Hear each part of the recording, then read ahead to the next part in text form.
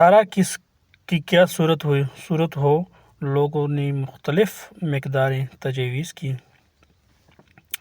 حضرت علی کرم اللہ وجہہ چپ بیٹھے تھے۔ حضرت عمر رضی اللہ عنہ نے دریافت فرمایا کہ تمہاری کیا رائے ہے؟ آپ نے فرمایا کہ توسط کے ساتھ جو تمہیں اور تمہارے گھر والوں کو کافی ہو جائے۔ حضرت عمر رضی اللہ عنہ نے اس سے رائے کو پسند فرمایا اور قبول کر لیا، اور متوسط مقدار تجویز ہو گئی۔